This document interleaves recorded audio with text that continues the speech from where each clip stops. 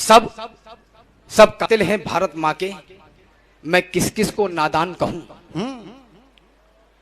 सब कातिल हैं भारत माँ के, मैं किस किस को नादान कहूं। वाह बेटी मरती हो सड़कों पर तो कैसा हिंदुस्तान का। वाह जहां नंगे बदन किसान मरे, कचरा खाकर इंसान मरे, बेटी मर जाए सड़कों पर, जहां ममता का प्रधान मरे, जहां झुके हिमालय की चोटी, बिटिया की कीमत 2 रोटी, जहां नोच नोच खाई जाए भारत माता की हर बोटी, जहां मात्र कलंक छलकता हो उसको कैसे वरदान लिखूं।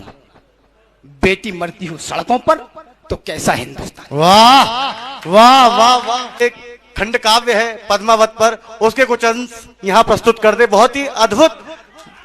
एक बार जोरदार तालियां अगर आपकी हो जाए तो मैं दोबारा उसे आमंत्रण दूं।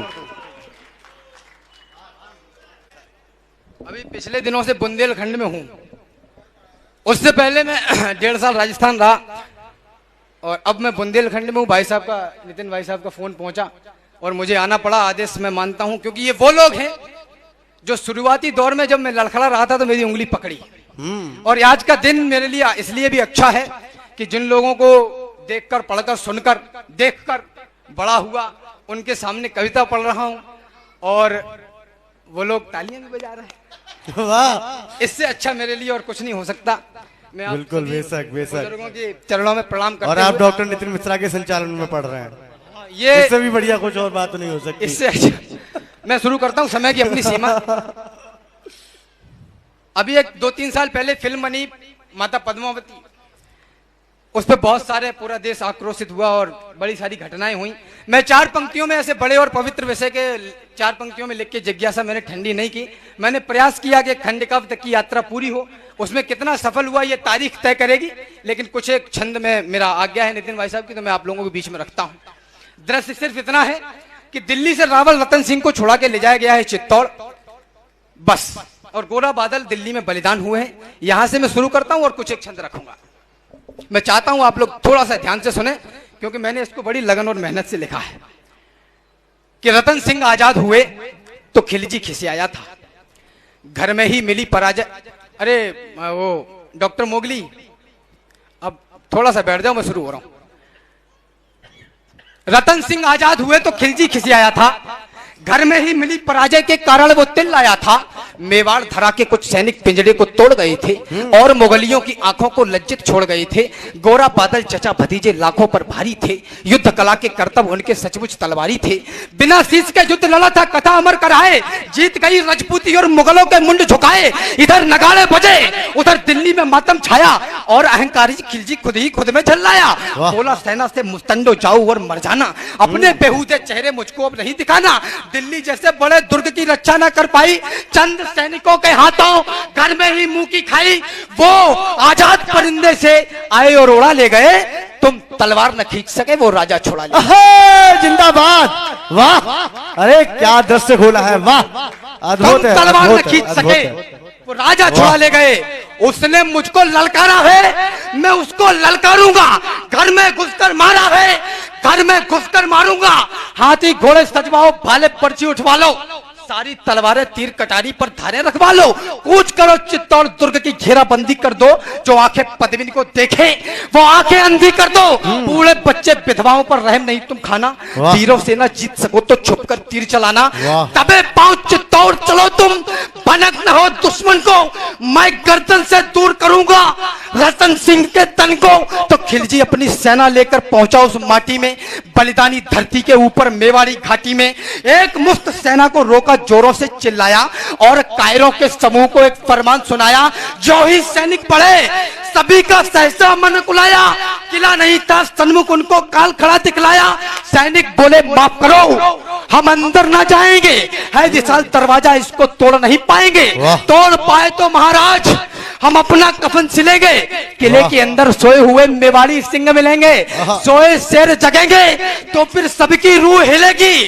कितनी भी तेज भाग लेना पर दिल्ली नहीं मिलेगी, वक्त अभी झुकने का है, मेरे आका झुक जाओ। वाह वाह, सबकी खैर चाहते हो तो बाहर ही रुक जाओ। वाह क्या बात है, वाह वाह। चित्तौड़ दुर्ग दुर्गों का राजा, पर्वत सी ऊंचाई, पैदल घूमो तो उम्र गुजर जाए इतनी लंबाई, और लंबाई से भी विशाल थी रावल की प्रभुताई, प्रभुताई से बहुत कठिन थी पद्मिनी की ठकुराई, ठकुराई के आगे खिलजी विवश दिखाई पड़ता, किला बेध लेने वाली पर नित्य नीतियां गढ़ता, किंतु किले की उस दृढ़ता का वाह वाह क्या कहना। 8 माह तक रेत छानती रही मुगलिया सेना, वाह 8 माह तक रेत छानती रही मुगलिया सेना।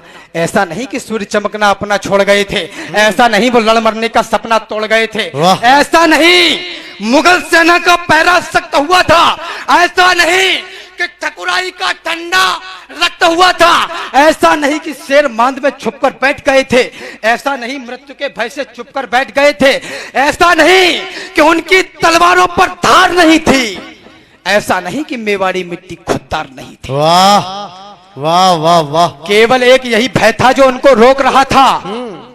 दादा तर्क देखता, केवल एक प्रश्न उठा, एक आरोप लगाया गया इतिहास में कि दाना पानी खत्म हो गया तो लड़ने के लिए बाहर आए। वाह बिना नेतृत्व वाली सेना चित्तौड़ से चलकर दिल्ली तक जाकर खिलजी के जबड़े से अपने राजा को छुड़ा के ला सकती है, वो 18 महीने इंतजार नहीं करेगी दाना पानी खत्म हो जाने का। केवल एक यही भय था जो उनको रोक रहा था, मानवता का रक्त बहेगा ये डर टोक रहा था। पर्वत और युद्ध के किस्से और विदुषी का मुख, ये तीनों समुचित दूरी से ही देते सुंदर सुख। कथा युद्ध की सुनने में रमणीक लगा करती है, मगर समर्थल में सौड़ित की धार बहा करती है।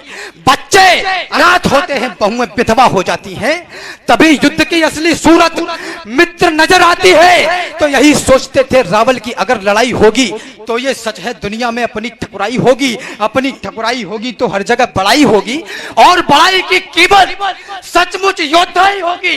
खिलजी की सेना में है जितने भी लड़ने वाले, उनमें से ज्यादातर हैं भारत के रहने वाले। भारत के रहने वालों से हरगिज नहीं लड़ेंगे, जब तक युद्ध चले टालेंगे, तत्पश्चात लड़ेंगे। वाह वाह वाह वाह वाह, स्वाभिमान की एक कथा रणमध्य गढ़ी जाती है, मगर समर्थन में स्वाभिमान की कथा एक रणमध्य गढ़ी जाती है।